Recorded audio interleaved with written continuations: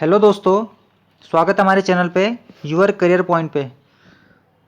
Channel पे सामान्य Hindi test series चल रही है। यूके ट्रिपल एस एग्जाम के लिए इंपॉर्टेंट रहेगा, जिसमें 20 नंबर की हिंदी आती है। Patwari, police constable, SI, forest guard, जिसमें जनरल सिलेबस है, 20 नंबर की हिंदी आती है। और आयोग ने इन सबका सिलेबस दे रखा है, लगभग सबका सिलेबस सेम है। तो इंटर लेवल के उससे क्वेश्चन बनते हैं। जो हिंदी होती है ना आपकी, जो आप एनसीईआरटी पढ़ते हो, तो वहीं से क्वेश्चन बनते हैं और उसका सिलेबस दे रखा है। मैंने आपसे थंबनेल में 2 क्वेश्चन पूछे हैं। पहला क्वेश्चन ये है, किस उपन्यास के लिए रमेश चंद्र शाह को 2014 का साहित्य अकादमी पुरस्कार मिला। और दूसरा क्वेश्चन ये है, किस ग्रंथ को रामशलाका या दोहाबली रामायण कहा जाता है। इसका आंसर आप कमेंट बॉक्स में दीजिए। वीडियो के एंड में इसका आंसर आपको मिल जाएगा। तो ये आज 10वां पार्ट है। इससे पहले चैनल पर 9 पार्ट अपलोड हो चुके हैं, आप चैनल की प्लेलिस्ट में जाके देख सकते हैं। तो टाइम को ना बर्बाद करते हुए चलिए शुरू करते हैं आज का ये टेस्ट। तो पहला क्वेश्चन है, इनमें से किस वाक्य में भविष्य काल का उदाहरण है। तो भविष्य काल का उदाहरण हो जाएगा, मैं आपकी प्रतीक्षा करूंगा। ये भविष्य काल का उदाहरण है, तो इसमें ए राइट आंसर हो जाएगा। सेकंड क्वेश्चन देखते हैं, खग जाने खग की भाषा लोकोक्ति का अर्थ क्या होता है। तो खग जाने खग की भाषा, इसका अर्थ होता है सब अपने अपने संपर्क के लोगों का हाल समझते हैं। तो इसमें बी राइट आंसर हो जाएगा। लोकोक्ति मुहावरे यूके ट्रिपल एस के सिलेबस में है और वीडियो एग्जाम में यहाँ से क्वेश्चन बना था कि लोकोक्ति किस भाषा का शब्द है। तो आपको पता होना चाहिए लोकोक्ति किस भाषा का शब्द है। लोकोक्ति संस्कृत भाषा का शब्द है, संस्कृत भाषा का शब्द है। ये इंपॉर्टेंट क्वेश्चन है, वीडियो एग्जाम में आ चुका है। तो इसका राइट आंसर क्या हो जाएगा, बी हो जाएगा।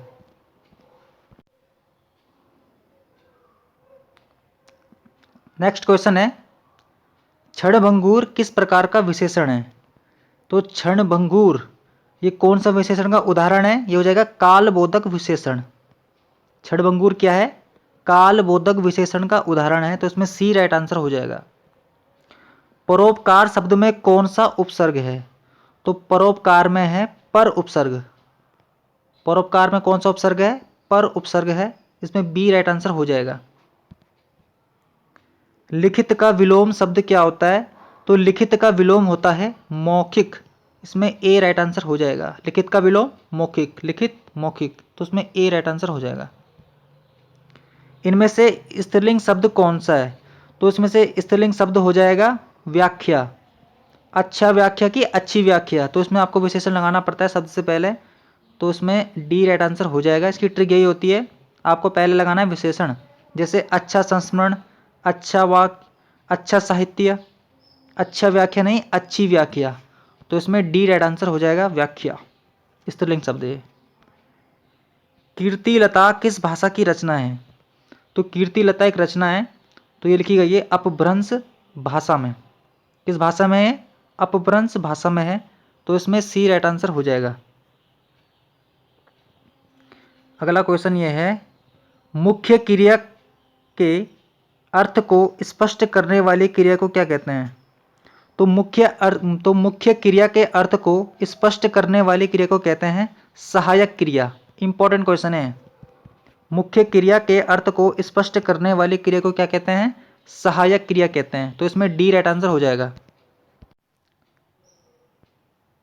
अगला क्वेश्चन है, गाड़ी वाला शब्द में कौन सा प्रत्यय है। तो गाड़ी वाला में है वाला प्रत्यय, तो इसमें सी राइट आंसर हो जाएगा। संभव है कि कल हमारा परिणाम निकलेगा, तो इसमें कौन सा काल है। तो ये है संभाव्य भविष्य काल, तो इसमें सी राइट आंसर हो जाएगा। अंकुश ना मानना, अंकुश ना मानना का मुहावरे का अर्थ होता है ना डरना। अंकुश ना मानना का अर्थ क्या होता है मुहावरे का, ना डरना। तो इसमें ए राइट आंसर हो जाएगा। सूरदास की कृतियों की भाषा कौन सी है। तो सूरदास की कृतियों की भाषा कौन सी है, तो ये जाएगा ब्रज भाषा।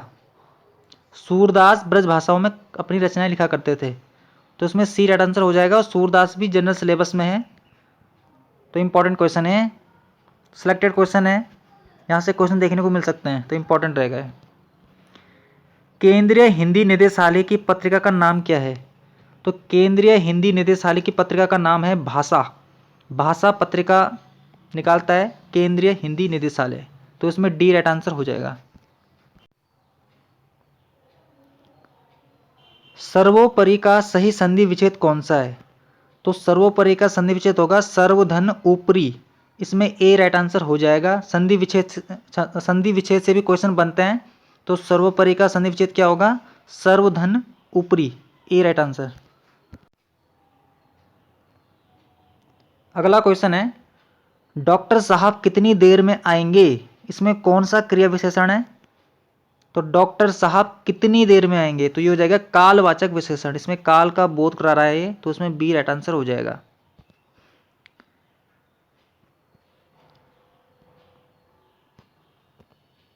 यहां प्रदर्शित वस्तुओं को छूना मना है, तो इसमें कौन सा वाक्य है? तो ये निषेधवाचक वाक्य है, तो इसमें बी राइट आंसर हो जाएगा।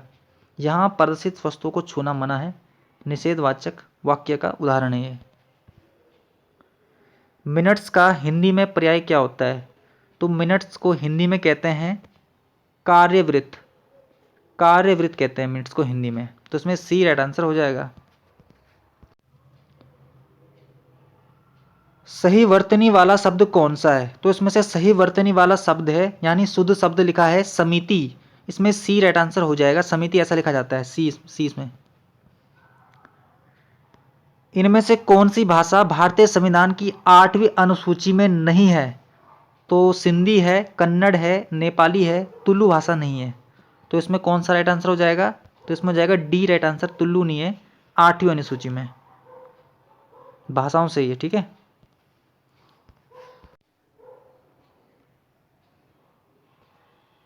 हिंदी साहित्य के लिए प्रथम व्यास सम्मान किन्हें प्राप्त हुआ है? तो हिंदी साहित्य के लिए जो प्रथम व्यास सम्मान प्राप्त हुआ था, ये हुआ था रामविलास शर्मा जी को, तो इसमें डी राइट आंसर हो जाएगा। रामविलास शर्मा को मिला था हिंदी का पहला व्यास सम्मान हिंदी साहित्य में, ठीक है, तो डी राइट आंसर। जिस पर आक्रमण ना किया गया हो, तो जिस पर आक्रमण ना किया गया हो को बोलते हैं अनाक्रांत, तो इसमें डी राइट आंसर हो जाएगा। आज मुझे बहुत काम है, तो बहुत में कौन सा विशेषण है? तो यह है परिमाणवाचक विशेषण, तो इसमें ए राइट आंसर हो जाएगा। इनमें से कौन सा शब्द आलोचना का पर्यायवाची शब्द नहीं है? तो आलोचना का इसमें पर्यायवाची शब्द नहीं है सोचना, बाकी समीक्षा होता है, टिप्पणी होती है, नुक्ताचीनी होती है। समीक्षा होता है, टिप्पणी होती है, नुक्ताचीनी होती है, सोचना आलोचना का पर्यायवाची शब्द नहीं है, तो इसमें डी राइट आंसर हो जाएगा, डी सोचना। तालव्य महाप्राण घोष व्यंजन वर्ण का उदाहरण कौन सा है? तो इसमें से झ हो जाएगा, सी राइट आंसर। ये तालव्य भी होता है, महाप्राण भी होता है, घोष भी होता है, तो इंपॉर्टेंट क्वेश्चन है, यहाँ से क्वेश्चन देखने को मिलते हैं, तो इसमें सी राइट आंसर हो जाएगा। नोटिफिकेशन का हिंदी में पर्यायवाची क्या होता है? तो नोटिफिकेशन को कहते हैं हिंदी में अधिसूचना। नोटिफिकेशन क्या होता है? अधिसूचना होती है। हरिद्रा शब्द का तद्भव रूप क्या है? तो हरिद्रा का तद्भव होता है हल्दी। हल्दी का तद्भव क्या होता है? हरिद्रा, हल्दी, हल्दी, ठीक है। हरिद्रा शब्द का तद्भव रूप क्या होगा? हल्दी होगा। हल्दी तद्भव है, हरिद्रा तत्सम शब्द है। इंपॉर्टेंट क्वेश्चन है, इसे बहुत पूछते हैं, नोट करना इसको। डी राइट आंसर हो जाएगा इसमें, हल्दी। छठा विश्व हिंदी सम्मेलन कहाँ संपन्न हुआ था? तो ये हुआ था लंदन, ब्रिटेन में। कहाँ हुआ था ये? लंदन, ब्रिटेन में हुआ था छठवां विश्व हिंदी सम्मेलन। विश्व हिंदी सम्मेलन से क्वेश्चन बनते हैं, यूके ट्रिपल ने पूछे हैं इस बार, वैसे इससे पहले, तो यहाँ से बनते हैं, तो नोट कर देना जितने भी सम्मेलन हुए हैं, तो इंपॉर्टेंट है ये। डी राइट आंसर हो जाएगा इसमें। गीता जल्दी जल्दी मुंह में लड्डू ठूसने लगी, तो इस वाक्य में जल्दी जल्दी किस प्रकार का क्रिया विशेषण है? तो ये जाएगा रीतिवाचक क्रिया विशेषण का उदाहरण है ये। गीता जल्दी जल्दी मुंह में लड्डू ठूसने लगी, तो जल्दी जल्दी में कौन सा क्रिया विशेषण है? रीतिवाचक क्रिया विशेषण, इसमें सी राइट आंसर हो जाएगा। आज का लास्ट क्वेश्चन है अलंकार से ये। जिन पंक्तियों में समानार्थक शब्दों या वाक्यांशों की आवर्ती हो परंतु अन्वय करने पर अर्थ में अंतर हो तो कौन सा अलंकार होता है? ये होता है लाटानुप्रास अलंकार। इंपॉर्टेंट क्वेश्चन है, अलंकार से क्वेश्चन बनते हैं तो इंपॉर्टेंट रहेगा। रिपीट कर रहा हूं फिर से, देखो उसकी डेफिनेशन क्या होती है लाटानुप्रास अलंकार की। जिन पंक्तियों में समानार्थक शब्दों या वाक्यांशों की आवर्ती हो परंतु अन्वय करने पर अर्थ में अंतर हो तो वो होता है लाटानुप्रास अलंकार। तो इसमें बी राइट आंसर हो जाएगा, बी लाटानुप्रास अलंकार। तो फ्रेंड्स ये थे आज के क्वेश्चन। तो मैंने आपसे थंबनेल में 2 क्वेश्चन पूछे थे, इसका आंसर मैं आपको बताता हूं। पहला क्वेश्चन था किस उपन्यास के लिए रमेश चंद्र शाह को 2014 का साहित्य अकादमी पुरस्कार मिला था? तो उपन्यास था विनायक। उस उपन्यास का नाम क्या है? विनायक। इंपॉर्टेंट क्वेश्चन है क्योंकि ये जो रमेश चंद्र शाह है ये उत्तराखंड से रिलेट करते हैं। तो विनायक उपन्यास के लिए इनको 2014 में साहित्य अकादमी पुरस्कार मिला था। और दूसरा क्वेश्चन है किस ग्रंथ को रामशलाका या दोहावली रामायण कहा जाता है? तो एक रचना है रामाज्ञा प्रसन, रामाज्ञा प्रसन, तुलसीदास की रचना है ये। तुलसीदास सिलेबस में है तो इंपॉर्टेंट है। तुलसीदास की कौन सी रचना है? रामाज्ञा प्रसन। तो इस रामाज्ञा प्रसन को कहते हैं रामशलाका या दोहावली रामायण। तो मैंने इसका आंसर आपको बता दिया है। तो इंपॉर्टेंट क्वेश्चन है ये, फैक्ट वाले क्वेश्चन। ऐसे क्वेश्चन देखने को मिलते हैं वनडे एग्जाम में। तो आज ये 10वां पार्ट था। आपको कैसा लगा ये टेस्ट कमेंट बॉक्स में ज़रूर बताइए, और पसंद आए तो लाइक ज़रूर करना, और हमारे इस चैनल को सब्सक्राइब कीजिए। यूअर करियर पॉइंट, इसमें ऐसे ही टेस्ट सीरीज चलती रहेगी जनरल सिलेबस की, हिंदी हो चाहे उत्तराखंड जीके हो चाहे जनरल जीके हो, ऑल इंडिया जीके। तो इंपॉर्टेंट है। तो मिलते हैं नेक्स्ट पार्ट के साथ किसी और टॉपिक के साथ। तब तक के लिए थैंक यू।